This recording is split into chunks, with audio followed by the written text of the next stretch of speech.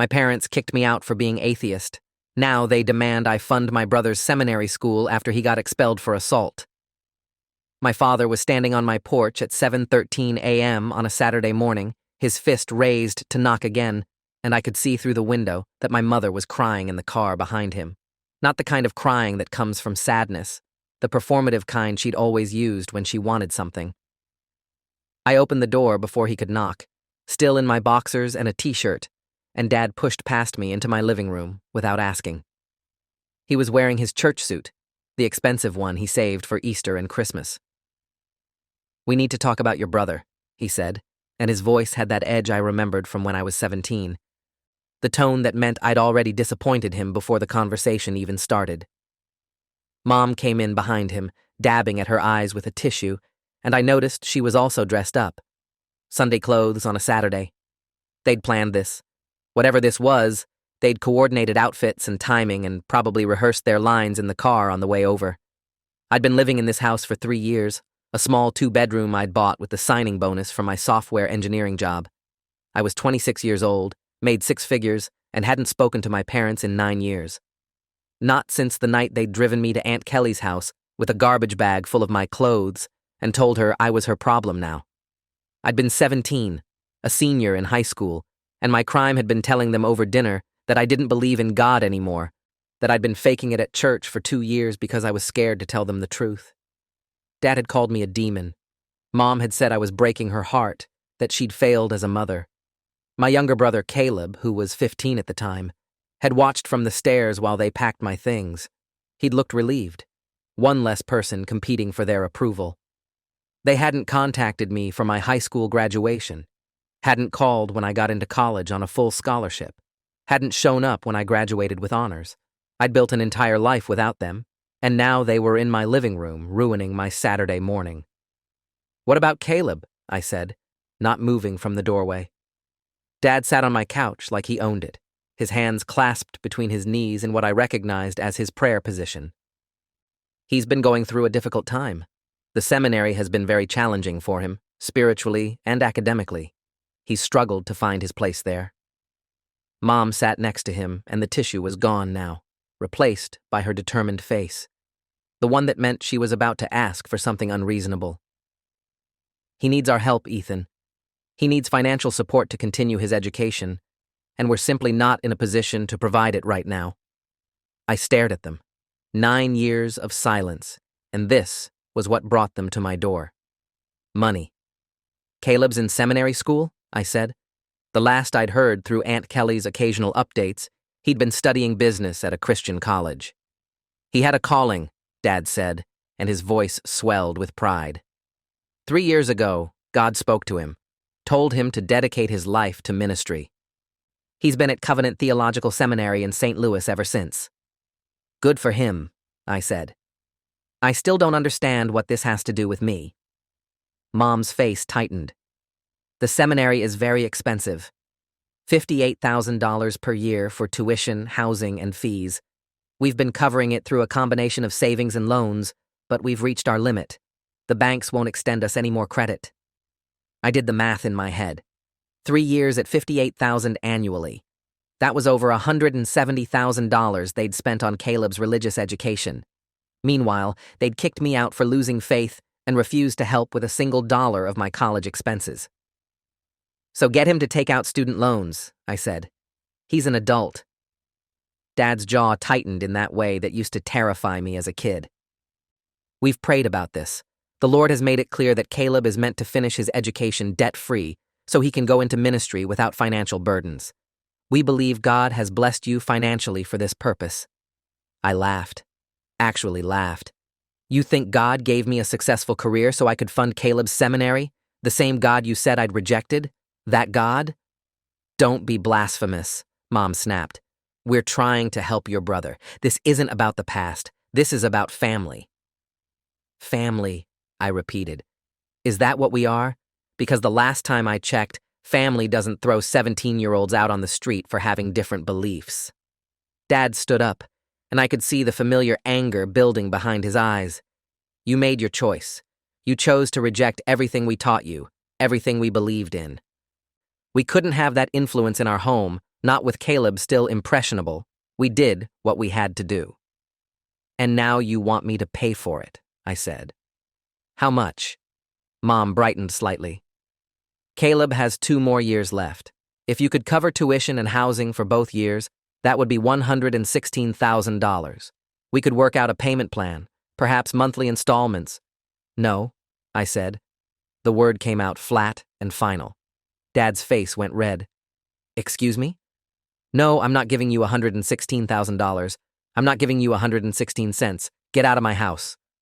Mom stood up quickly. Ethan, please. We know things were difficult between us, but this is different. This is about Caleb's future. He's doing God's work. Then God can pay for it, I said.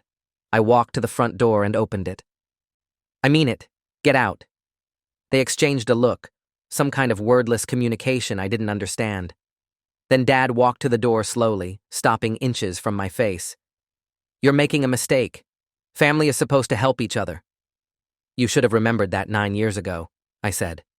They left. I watched their silver SUV pull out of my driveway, and I noticed the Christian fish symbol on the back bumper, the blessed license plate frame.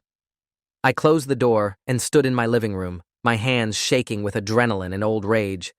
I'd spent 9 years building a life away from them, proving I could succeed without their approval or their God. And they'd shown up asking for money like nothing had happened, like they hadn't destroyed me when I was a kid who needed them most. I called Aunt Kelly that afternoon. She was my mother's younger sister, the black sheep who'd married a divorced man and stopped going to church regularly. She'd taken me in when my parents dumped me at her house, helped me finish high school, co-signed my student loans, and basically saved my life. They came to see me, I said when she answered. I know, Kelly said, and she sounded tired. They called me last week asking for your address. I refused to give it to them, but apparently they found you anyway. Did they tell you what they wanted? Money for Caleb's seminary. They called it an opportunity for reconciliation. I told them it was disgusting. I sat on my couch, my head in my hands. They acted like nothing happened, like they didn't kick me out, like they didn't choose Caleb over me. Kelly was quiet for a moment. There's something else you should know. Something they definitely didn't tell you. My stomach dropped. What? Caleb isn't at Covenant Theological Seminary anymore. He was expelled 3 weeks ago. I sat up straight. Expelled? For what? Kelly's voice dropped. I shouldn't know this. I only know because I'm friends with Nancy Whitmore. Remember her? She works in the administrative office at the seminary. She told me in confidence because she was concerned. Caleb was expelled for assault. The room seemed to tilt slightly. What kind of assault? The violent kind. Apparently, he got into an altercation with another student. Put the kid in the hospital with a broken jaw and a concussion. The school expelled him immediately, and the other student's family is considering pressing charges. I couldn't process what I was hearing. Caleb, my little brother who'd wanted to be a pastor, had beaten someone badly enough to hospitalize them. Do my parents know? Of course they know. Nancy said they were at the hearing. They tried to argue that Caleb was defending himself, that the other student provoked him, but there were witnesses. Caleb threw the first punch, and he kept going even after the kid was on the ground. Jesus, I said, then immediately felt stupid for using the expression. That's not even the worst part, Kelly continued. Nancy said this wasn't Caleb's first incident. He's had multiple complaints filed against him over the past 2 years. Aggressive behavior, verbal threats, intimidating other students. The seminary had him on probation. This final assault was just what got him expelled. I leaned back on my couch, trying to understand.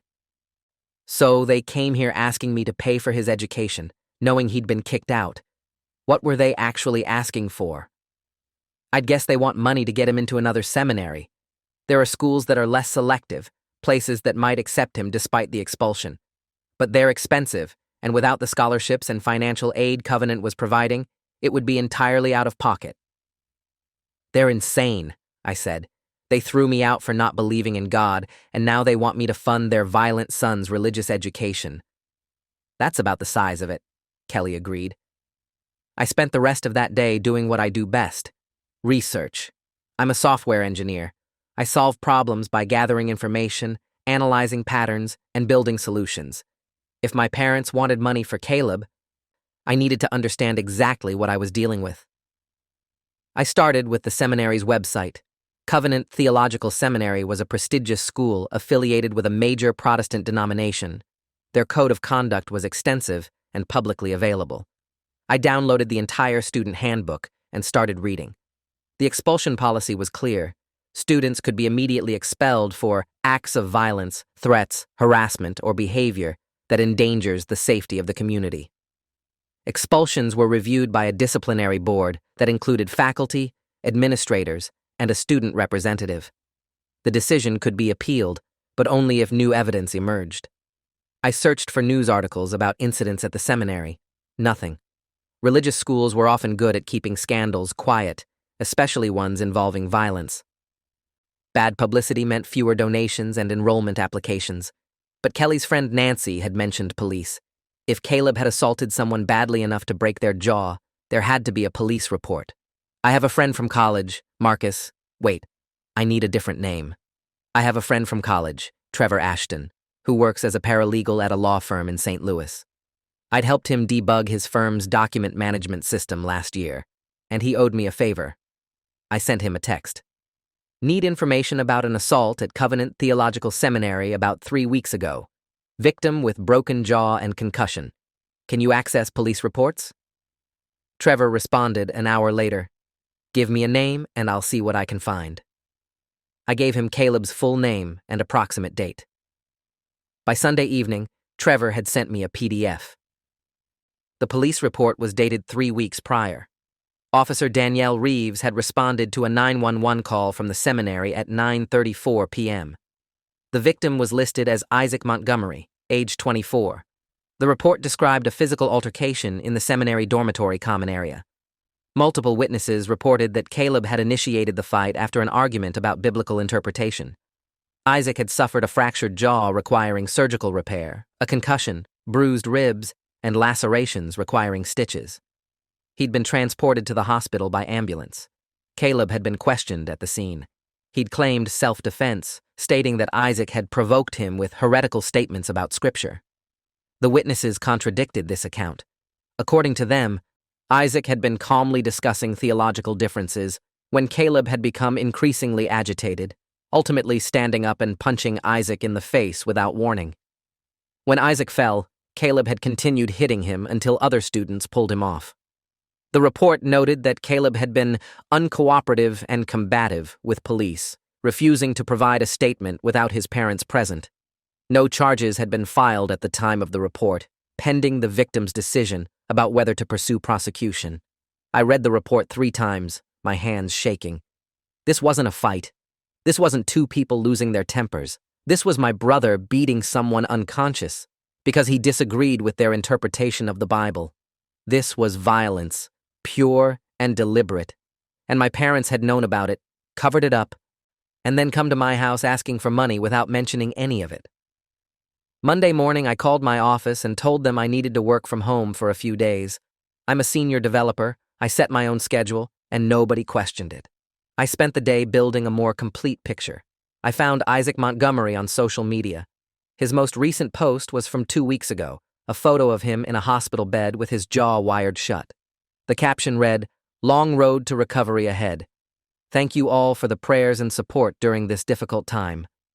The comments were full of people asking what happened, expressing shock and concern. Isaac hadn't posted details, just thanked people for their kindness.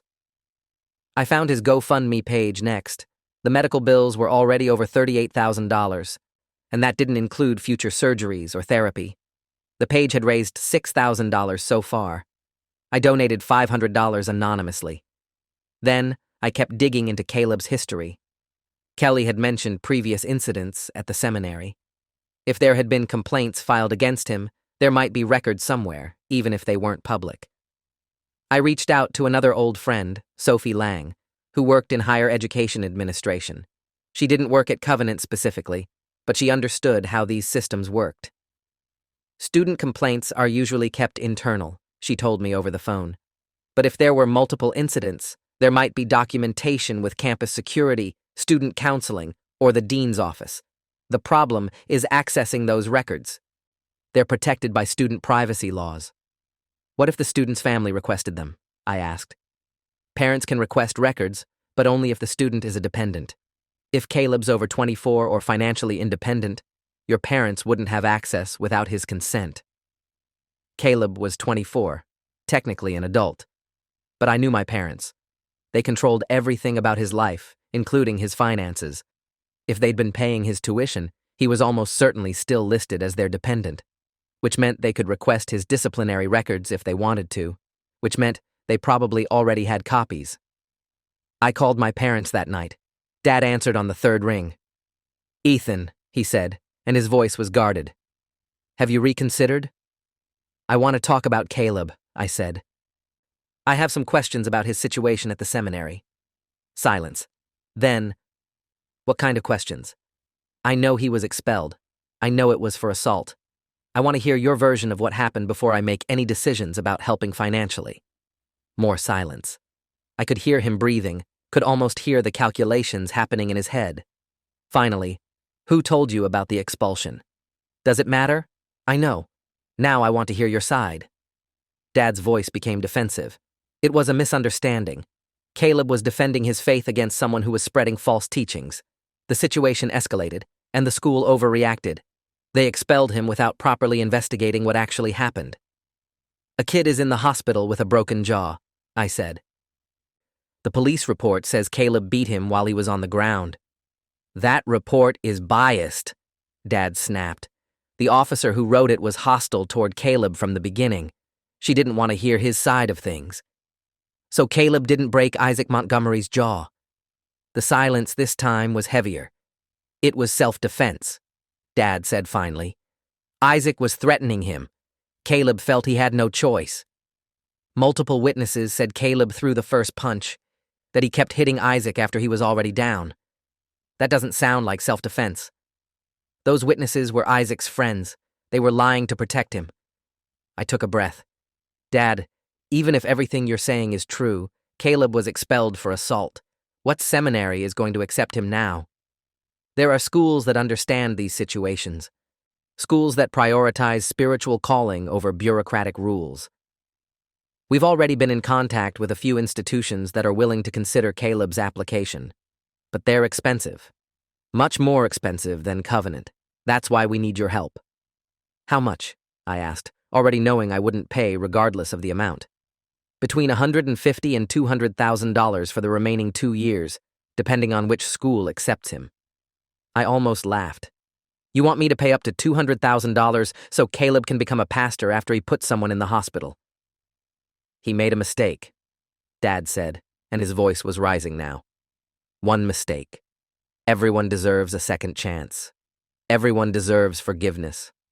I thought you, of all people, would understand that. I understand that you threw me out for not believing in God, but you're willing to pay for Caleb's education after he committed assault. I understand the double standard perfectly." "This is different," Dad insisted. "Caleb still has faith. He's just struggling with anger issues that can be addressed through counseling and spiritual guidance. You rejected God entirely. You chose to walk away from salvation." "I was 17 years old," I said, and my voice was shaking now. "I was a kid who had questions, and instead of helping me work through them, you threw me out. You chose your religion over your son." "We chose God's will over our own desires," Dad said. "It was the hardest thing we've ever done, but it was right. And look how well you've done. You're successful, financially stable. Maybe being separated from us was what you needed to find your way in the world." The audacity of it took my breath away. He was actually trying to take credit for my success, to frame abandoning me as some kind of tough-love parenting strategy. "I succeeded despite you," I said. "Not because of you. And I'm not giving you money for Caleb. If he wants to finish seminary, he can get loans like I had to do for college." "Student loans for seminary are complicated." Mom's voice came through the phone. She must have been on another extension, listening the whole time. "Most federal aid programs don't cover religious education. He'd need private loans with much higher interest rates." "Then he should have thought about that before he assaulted someone," I said. "Or you should have saved more money, or he should get a job." "I don't care how he solves this problem, but it's not going to be with my money." "You're being selfish," Mom said, and her voice had gone cold. "You're letting your bitterness poison your relationship with your family. We're asking you to do the Christian thing, to help your brother in his time of need." "The Christian thing," I repeated. "That's rich coming from people who abandoned their teenage son." "We didn't abandon you," Dad said. "We placed you with Kelly because we knew she could provide for you. We made sure you were safe." "You made sure you didn't have to deal with me," I said. "There's a difference." I hung up before they could respond. My hands were shaking, and I could feel the old anger rising up, the rage I'd spent years trying to process in therapy. They hadn't changed. They still saw everything through their narrow lens of faith and righteousness, still believed their actions were justified because God was on their side. I needed to talk to Isaac Montgomery. I needed to hear his side of the story, understand what had actually happened that night. But I couldn't just message a stranger on social media saying, "Hey, my brother beat you up, can we talk?" I needed an approach that wouldn't seem invasive or exploitative. I decided to start with a donation to his GoFundMe, this time not anonymous. I donated another $1,000 with a message. "Isaac, I'm Caleb's older brother. I only recently learned about what happened to you, and I'm horrified by my brother's actions. I'd like to speak with you if you're willing. I want to hear your side of the story and potentially help in any way I can. No pressure if you'd rather not. Wishing you a full recovery." I hit submit and immediately felt anxious. What if Isaac wanted nothing to do with anyone related to Caleb? What if he thought I was trying to gather information to help my brother's defense? But an hour later, my email pinged. Isaac had sent me a message through the GoFundMe system. "Ethan, thank you for the donation and for reaching out. I'll be honest, I didn't know Caleb had a brother. He never mentioned you. I'm willing to talk, but I'd like to do it with my attorney present if that's okay. There's a lot of legal complexity to this situation, and I want to make sure I'm being careful about what I say and to whom." I responded immediately. "I completely understand. I'm not trying to help Caleb. I'm actually trying to understand what really happened so I can make informed decisions about my relationship with my family. I'm happy to meet wherever and whenever works for you, with or without your attorney." We agreed to meet Thursday afternoon at a coffee shop near the hospital, where Isaac was receiving ongoing treatment. His attorney would be present. I spent the next 3 days feeling like I was standing on the edge of something significant, some revelation that would change how I understood my family. Thursday came. I drove to St. Louis, a 3-hour trip from my house. The coffee shop was in a trendy neighborhood near the university. Isaac was waiting at a corner table, and I recognized him from his photos. He was thin, with dark hair and glasses, his jaw still visibly swollen, despite the 3 weeks that had passed. Sitting next to him was a woman in her 40s, professional and sharp-eyed. She stood when I approached. "Mr. Whitmore?" She extended her hand. "I'm Diane Keller, Isaac's attorney. Thank you for meeting with us." We sat. Isaac had a notebook open in front of him, and I could see pages of handwritten notes. "Before we start," Diane said, "I need to clarify something. Isaac is considering filing criminal charges against your brother for aggravated assault. Anything discussed in this meeting is not confidential and could potentially be used in legal proceedings. Do you understand?" "I understand," I said. "I'm not here to defend Caleb or gather information for my parents. I want to hear Isaac's account of what happened." Isaac shifted in his seat, wincing slightly from the movement. When he spoke, his words were slightly slurred from the jaw injury. "Caleb and I were in the same systematic theology class. We'd worked on a few group projects together earlier in the year. I thought we were friendly, or at least cordial." He paused, taking a sip of water through a straw. "That night, we were in the common area with a bunch of other students. We were having a discussion about different approaches to biblical interpretation. Nothing heated, just theological conversation. I mentioned that I appreciated historical critical methods of studying Scripture, understanding the cultural context of when texts were written." Isaac's hand was trembling slightly as he set down his water. Caleb got quiet. Then he said that approach was heretical, that it undermined the authority of Scripture. I tried to explain that I wasn't questioning Scripture's authority, just acknowledging that understanding historical context can deepen our interpretation. He got louder. Said people like me were destroying the church from the inside. Other people tried to calm him down, Isaac continued. They suggested we agree to disagree, but Caleb stood up. He was right in front of me, and he said, "You need to repent or get out." I told him I wasn't going to repent for having a different approach to theology. Then he hit me. Isaac touched his jaw gently. I don't remember much after the first punch. I fell, and he kept hitting me. I remember other people yelling, trying to pull him off. I remember blood. Then I woke up in the hospital. Diane pulled out a folder. We have statements from 6 witnesses. All of them corroborate Isaac's account. Your brother initiated the violence, and he continued the assault even after Isaac was incapacitated. Campus security had to physically restrain him. She showed me photocopies of the witness statements. I read through them, my stomach churning. One student described Caleb as enraged, like he'd snapped. Another said he was screaming about false prophets while he was hitting Isaac. It was terrifying. A third witness noted, this wasn't the first time Caleb had gotten aggressive. He'd been escalating for months, but this was the first time he actually attacked someone. The first time he actually attacked someone, I repeated. There were other incidents? Isaac nodded carefully. He'd pushed people before, shoved someone into a wall during an argument about women's ordination, grabbed another student by the collar during a debate about predestination. The school had counseled him multiple times, put him on probation. Everyone knew he had anger issues. Did anyone try to get him help? Actual professional help? The seminary required him to attend anger management sessions with the school counselor, Diane said. According to records we've obtained through discovery, he attended 3 sessions before refusing to go back. He told the counselor that his anger was righteous and that the problem wasn't his behavior, it was other people's lack of faith. I sat back in my chair, processing.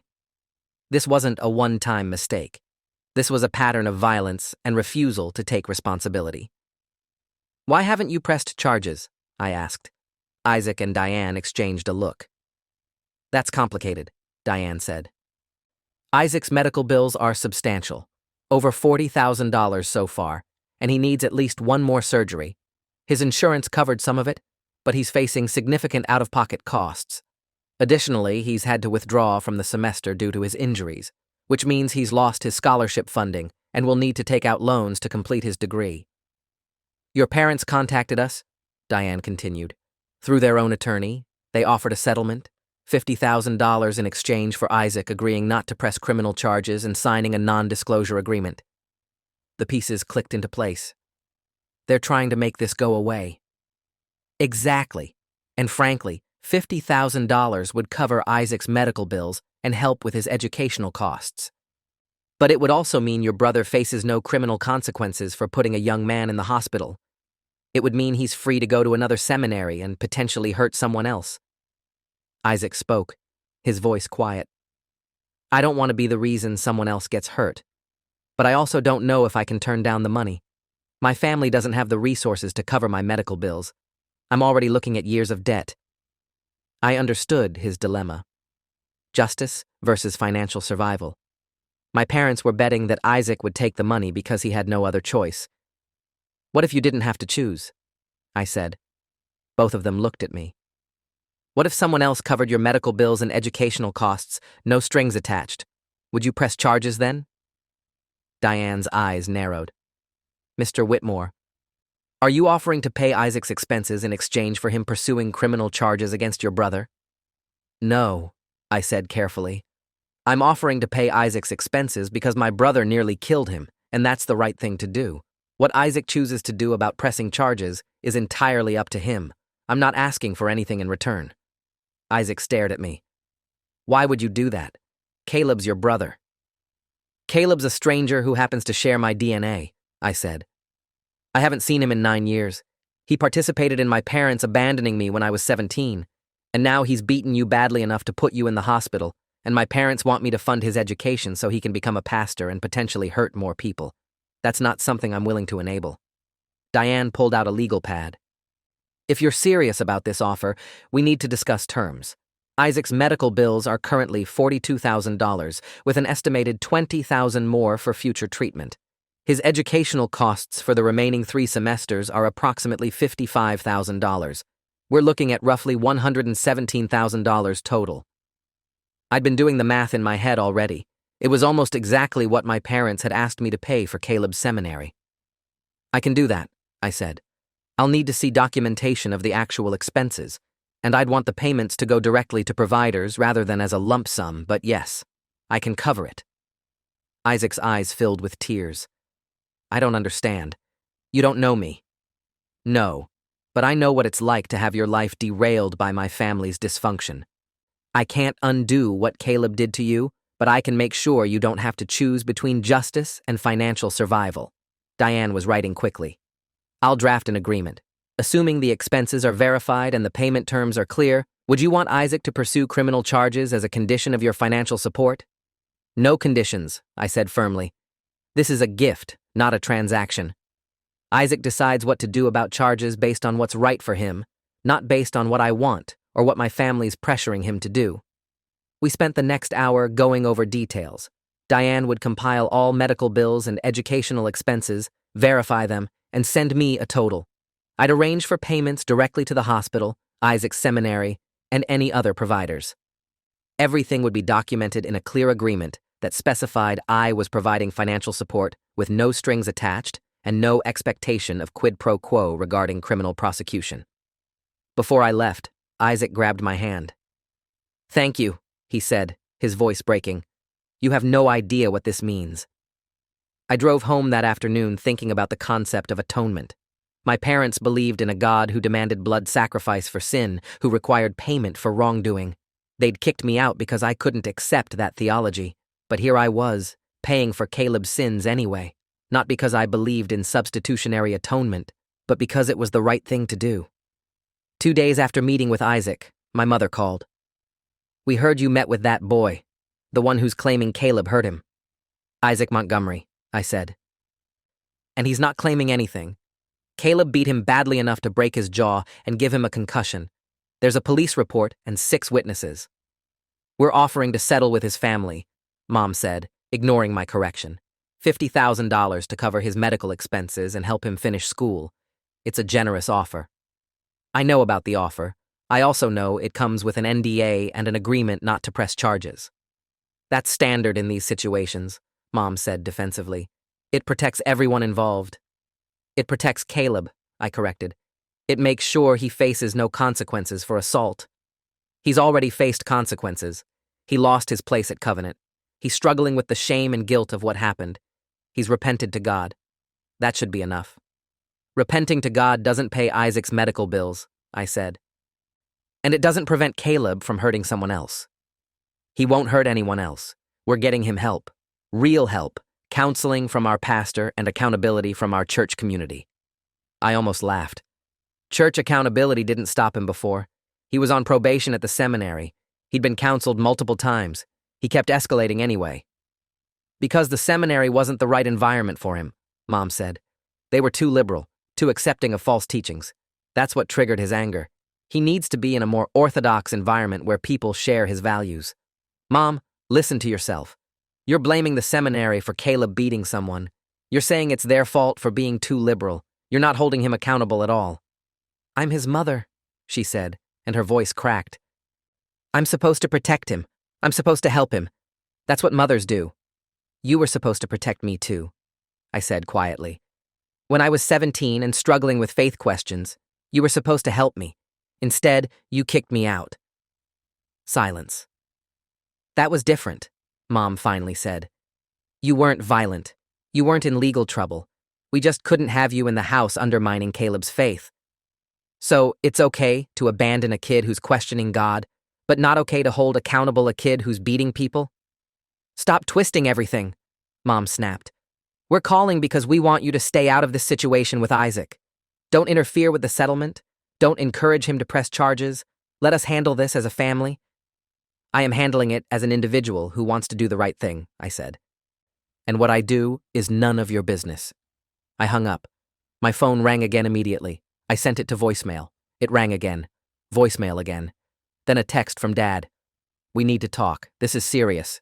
You're making choices that will have consequences for the entire family. I texted back.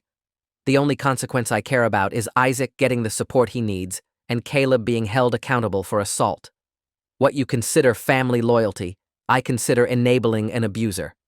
My phone rang again. I blocked both my parents' numbers. Diane called that evening.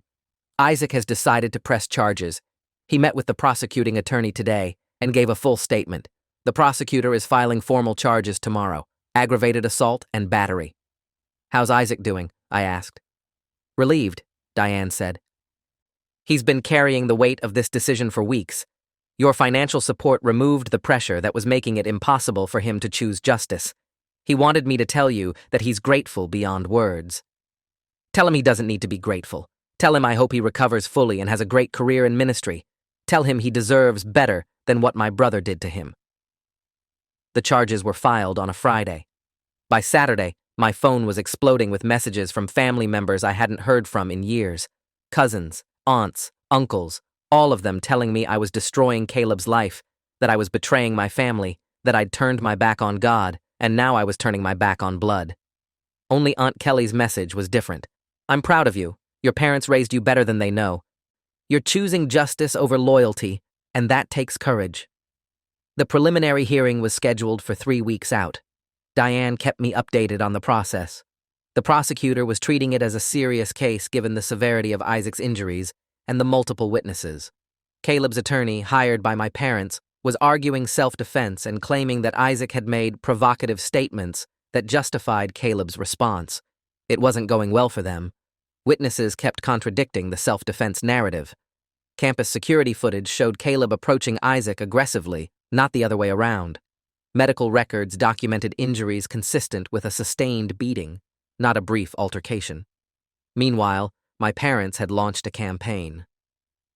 They'd gone to their church and told a version of events where Caleb was the victim, attacked by a liberal theology student, expelled unfairly, now being prosecuted unjustly, while his atheist brother funded the false accusations. The church rallied around them. I started receiving letters and emails from church members I'd never met, all of them telling me I was doing Satan's work, that I was persecuting a man of God, that I'd face judgment for my actions. One email stood out. It was from the senior pastor, Reverend Thomas Cunningham, a man who'd known me as a child. Ethan, I'm writing to appeal to whatever remaining faith might exist in your heart. Your brother made a mistake in a moment of righteous anger. He's repented and is seeking to make amends. Your choice to fund his victim's prosecution is vindictive and cruel. I'm asking you, as someone who cares about your soul, to reconsider. Come back to the church. Reconcile with your family. Help your brother instead of destroying him. There's still time to choose grace over vengeance. I wrote back, Reverend Cunningham, I appreciate your concern for my soul, but I'm not interested in a church that calls assault a mistake in righteous anger. Caleb didn't make a mistake. He beat Isaac Montgomery so severely that he broke his jaw and gave him a concussion. He continued hitting him after he was unconscious. That's not righteous anger. That's violence. I'm not destroying Caleb. I'm supporting his victim and letting the legal system determine appropriate consequences. If that's what you consider vengeance, then our definitions of grace are fundamentally incompatible. The response came within an hour. Then you've truly lost your way. I'll pray for you. I didn't reply. The preliminary hearing happened on a Wednesday. I took the day off work and drove to St. Louis. I sat in the back of the courtroom while Diane presented evidence, witness statements, medical records, police reports, security footage. Caleb sat at the defense table with his attorney and my parents behind him. He looked different than I remembered. Bigger, harder, older. His face was set in an expression of righteous defiance, like he was being persecuted for his faith instead of prosecuted for assault. The judge reviewed the evidence and ruled that there was sufficient probable cause to proceed to trial. Caleb was formally arraigned and pleaded not guilty. Bail was set at $20,000. My parents paid it immediately. As we were leaving the courthouse, Dad saw me. You, he said, and his voice was loud enough that people turned to look. You did this. You paid that boy to lie about your brother. I paid his medical bills, I said calmly. I didn't pay him to do anything. He's telling the truth, and there are 6 witnesses and security footage to prove it. You've always been jealous of Caleb, Mom said, and she was crying again. Real tears this time. You couldn't stand that we loved him more, that he stayed faithful while you fell away. So now you're trying to destroy him. I'm not destroying him, I said. I'm just not protecting him from the consequences of his own actions. There's a difference. Caleb stepped forward, and for a moment, I thought he might try to hit me too. Instead, he looked me in the eye and said, "You're dead to me. You've always been dead to me. I'm glad they kicked you out. I'm glad I never have to see you again." "The feeling's mutual," I said.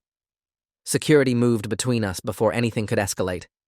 My parents left with Caleb, and I left with Diane and Isaac. "That was intense," Isaac said, once we were outside. "I'm sorry you had to see that." "Don't apologize," I said. I needed to see it. I needed to understand that they'll never take responsibility. They'll never admit that anything they did was wrong. The trial was scheduled for 2 months out. In the meantime, life continued. I went back to work. I kept paying Isaac's bills as they came in. I went to therapy and processed the resurfacing trauma of being rejected by my family. My therapist, Dr. Neil Ortega, had been helping me work through abandonment issues for years. "It sounds like you're finding closure," he said during one session. "Not closure through reconciliation, but closure through acceptance. You're accepting that your family will never be what you needed them to be." "Is that enough?" I asked. "Does acceptance actually heal anything?" "Acceptance isn't the healing," Dr. Ortega said. "Action is the healing. You're taking action by supporting Isaac. You're taking action by holding boundaries with your parents. You're taking action by refusing to enable your brother's violence. Those actions create integrity, and integrity creates healing." I thought about that a lot in the weeks leading up to trial. The trial lasted 4 days. The prosecution presented overwhelming evidence. Witness after witness described Caleb's escalating aggression over months, culminating in the assault on Isaac. Security footage showed Caleb approaching Isaac and initiating the violence. Medical experts testified about the severity of Isaac's injuries that required surgical intervention and would have lasting impacts. Isaac testified, his voice steady despite the visible tremor in his hands. He described the attack, the terror, the aftermath. The defense tried to portray him as someone who had provoked Caleb with liberal theology. "Didn't you tell the defendant that you didn't believe in biblical inerrancy?" the defense attorney asked during cross-examination.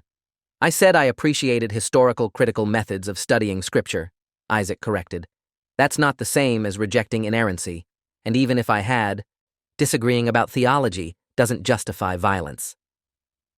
The defense called character witnesses for Caleb, church members who testified that he was a good young man, passionate about his faith, dedicated to serving God. None of them had witnessed the assault. None of them could explain away the video footage or the medical records.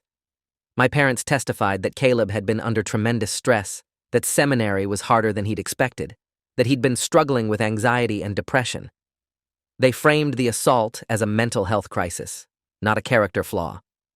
The prosecution countered with Caleb's own refusal to continue anger management, his statements that his anger was righteous, his pattern of escalating violence. Then I was called to testify. I hadn't expected it, but the prosecution had subpoenaed me as a character witness. They asked about my relationship with Caleb, about our family dynamics, about what I knew of his behavior. "Mr. Whitmore, you were removed from your family home at age 17, correct?" "Yes." "Can you describe the circumstances?" "I told my parents I no longer believed in God. They kicked me out that night." "How did your brother Caleb react to your removal?" I thought back to that night, to Caleb watching from the stairs. He looked relieved. He never tried to contact me after I left. As far as I know, he told people I didn't exist. "Based on your knowledge of your family's values and your brother's character, are you surprised by his assault on Isaac Montgomery?" I chose my words carefully.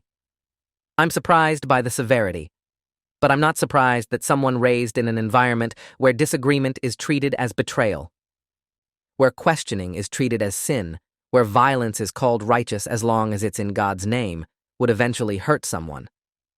My family taught us that defending the faith is more important than treating people with dignity. Caleb learned that lesson too well."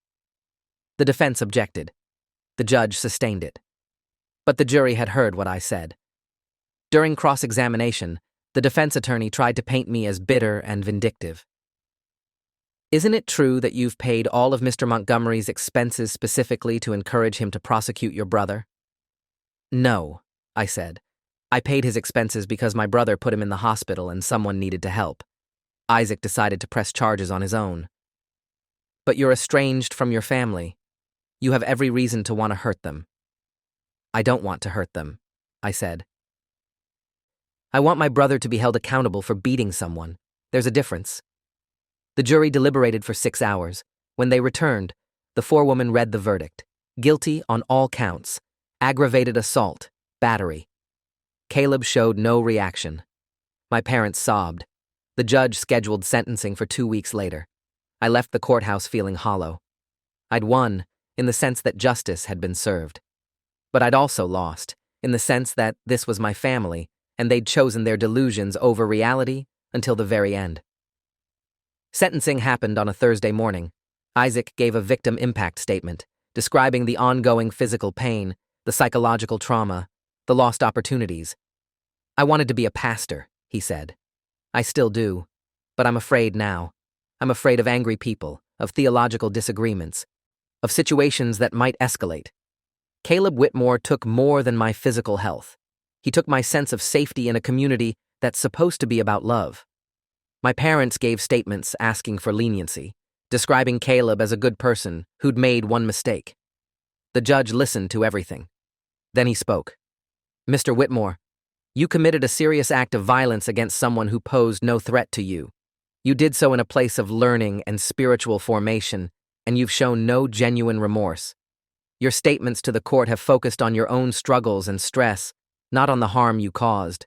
The victim in this case suffered severe physical injuries requiring multiple surgeries and will likely have lasting effects. Additionally, the psychological impact of your actions has disrupted his education and his calling. I'm sentencing you to 4 years in prison with the possibility of parole after 2 years contingent on completing anger management and demonstrating genuine rehabilitation. 4 years. Caleb was led away in handcuffs. My parents were crying. Church members who'd attended the sentencing were praying loudly, calling the judge unjust, claiming persecution. I left through a side exit and met Diane and Isaac outside. How are you feeling? Diane asked. Strange, I said. I thought I'd feel satisfied or vindicated or something. Instead, I just feel sad. Isaac nodded. I feel that too. Justice happened, but it doesn't undo what happened. It doesn't give me back what I lost. We stood in silence for a moment. Then Isaac said, Thank you. For everything. Not just the money, but for believing me when your own family didn't. You deserve to be believed, I said, and Caleb deserved to face consequences. I'm just sorry it took this much for it to happen. I drove home that afternoon, thinking about the concept of family. My parents had spent my entire life teaching me that family meant loyalty above all else, that blood was thicker than water, that you protected your own no matter what. But they'd abandoned me when I questioned their faith. They'd enabled Caleb's violence. They'd chosen their version of righteousness over genuine morality. Blood wasn't thicker than water. Blood was just genetic coincidence. Real family was the people who showed up when you needed them, who held you accountable when you were wrong, who loved you because of who you were, not despite it. Aunt Kelly was family. Isaac, in a strange way, was family. My parents and Caleb were just people I used to know. 3 months after sentencing, I got a letter from Caleb. It was forwarded through Diane's office. I almost threw it away without reading it. But curiosity won. The letter was 2 pages of small, angry handwriting. He blamed me for ruining his life. He called me a traitor, a Judas, a tool of Satan. He said I'd face God's judgment for destroying his calling. He said he'd never forgive me, and he hoped I lived with the guilt of what I'd done. I read it twice. Then I wrote back. Caleb, I didn't ruin your life. You did that yourself when you beat Isaac badly enough to put him in the hospital. I didn't destroy your calling. You destroyed it when you decided violence was an acceptable response to theological disagreement. I don't need your forgiveness, and I don't feel guilty. I feel sad that you can't take responsibility for your own actions. I feel sad that our parents enabled you to the point where you thought you could hurt people without consequences. But I don't feel guilty for helping your victim or for testifying honestly. I hope you use your time in prison to actually examine your behavior and develop genuine empathy. But I'm not holding my breath. I sent the letter and blocked his prison mailing address. I didn't need his anger poisoning my inbox. My parents made one more attempt at contact. They showed up at my house 6 months after the sentencing, this time without the fancy clothes or rehearsed speeches. They looked smaller, older, exhausted. "We need to talk," Dad said when I opened the door. "We don't," I said. "We really don't." "Please," Mom said. "Just give us 5 minutes." Against my better judgment, I let them in. We sat in my living room, the same room where they'd asked for money a year earlier. "We wanted to apologize," Dad said, and the words sounded like they hurt to say. "We handled things poorly. With you, with Caleb, with everything. We see that now." I waited. "We were so focused on faith, on doing what we thought God wanted, that we didn't see the harm we were causing," Mom continued. "We thought kicking you out was protecting Caleb's faith. We thought enabling Caleb's anger was supporting his passion for God. We were wrong." "You were wrong," I agreed. "And you're only admitting it now because Caleb's in prison and I refuse to give you money. If things had gone differently, you'd still be calling me a traitor and telling church members I'm doing Satan's work." Dad flinched. "That's not fair." "It's completely fair. You don't regret what you did. You regret that it didn't work out the way you wanted." Mom's eyes filled with tears. "We want to have a relationship with you again. We want to be a family." "We're not a family," I said. "We're people who share DNA. Family requires trust, respect, and accountability. You've never offered me any of those things." "We're offering them now," Dad said. "We're trying to make things right. Making things right would require you to acknowledge the full scope of harm you caused. It would require you to take genuine responsibility, not just apologize because you want something from me. It would require you to change your entire worldview about faith and righteousness, and what it means to love someone." I stood up. "I don't think you're capable of that kind of change. And I'm not interested in having a relationship with people who only value me when I'm useful to them." They left. I watched their car pull away, the same silver SUV with the Christian fish symbol, and I felt nothing. No anger, no sadness, no longing. Just a calm certainty that I'd made the right choice. 2 years have passed since Caleb's sentencing. Isaac graduated from seminary last month. He's starting a pastoral position at a progressive church that focuses on justice and inclusion. He sent me a photo of himself in his graduation robes with a message, "None of this would have been possible without you. Thank you for seeing me as worthy of justice when my abuser's family saw me as disposable." I framed that photo. It sits on my desk now, a reminder that doing the right thing isn't about making people happy or maintaining relationships. It's about integrity, about matching your actions to your values even when it's difficult.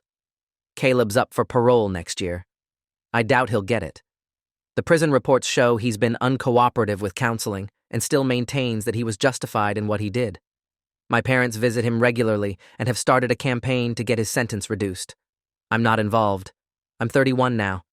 I have a career I love, friends who actually care about me, and a life built on my own terms. I don't go to church. I don't pray. I don't believe in the God my parents worshipped. But I do believe in justice. I believe in accountability. I believe that protecting the vulnerable is more important than protecting your own reputation. My parents taught me that faith was about obedience to authority and loyalty to family. They were wrong. Faith, real faith, is about having the courage to do what's right even when everyone around you says you're wrong. It's about seeing people as deserving of dignity, not because they believe the right things, but because they're human. Caleb nearly killed someone over a disagreement about biblical interpretation. My parents wanted me to fund his education so he could become a pastor and potentially hurt more people. Instead, I helped his victim and let the courts determine consequences. They call that betrayal. I call it justice. And I sleep just fine at night. Thanks for watching till the end. Make sure to subscribe and like to not miss the next story.